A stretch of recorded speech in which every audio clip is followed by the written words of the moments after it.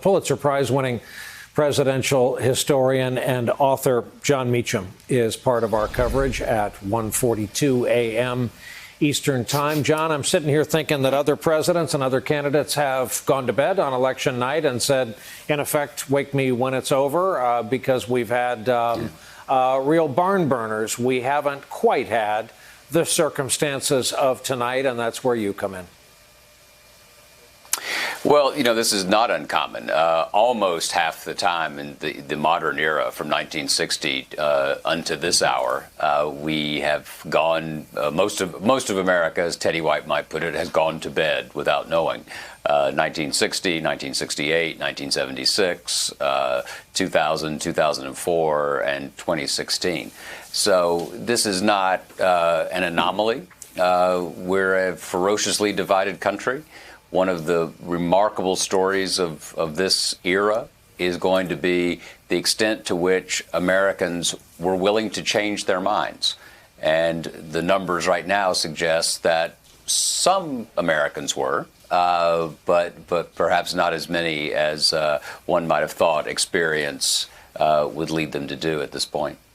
John, what a unique happenstance that Twitter tonight was the first kind of adult in the room to say, no, Mr. President, that's not right. And in effect saying, if that's what you plan to say, that's a falsehood, as we've been pointing out. And we plan to say, if we hear a falsehood, here's Jack Dorsey's Twitter. He's not a giant in the world of letters. He may have Walt Whitman's beard temporarily during COVID, but he's not a veteran political hand. He's a guy with a successful social media company. But that's what passes for our discourse in 2020.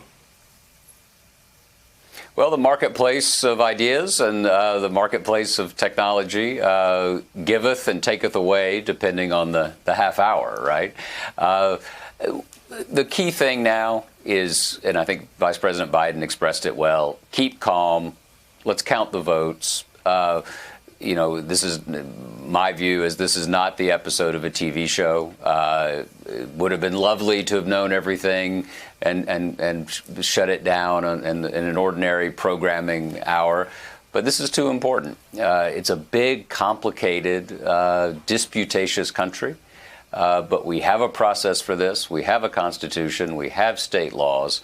The president, of course, predictably tried to roll a grenade in the midst of it on Twitter, and good for Twitter for throwing a flag on that play. And of course, Rachel raised this. The president telegraphs for a reason, and he telegraphed that he thought it should be done and declared on election night. What does that do? That just gives the wisp of maybe what's going on anytime after midnight is pure skullduggery, thievery, as he tried to point out. Right.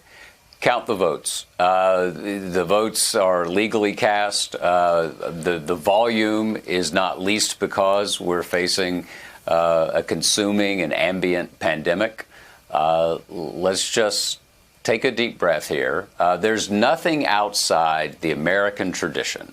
There's nothing outside the ordinary conventions of American history that says you have to know the winner by midnight on election night. It's just not there. And for many, many times in our history, this has taken some time.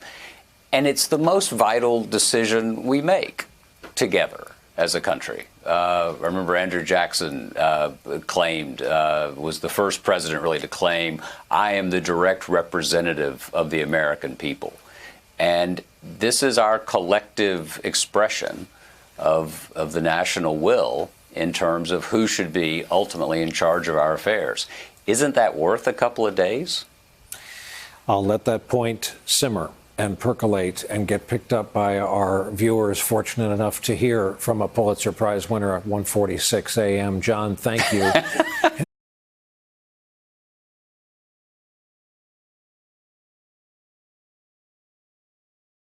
Hey there, I'm Chris Hayes from MSNBC. Thanks for watching MSNBC on YouTube. If you want to keep up to date with the videos we're putting out, you can click subscribe just below me or click over on this list to see lots of other great videos.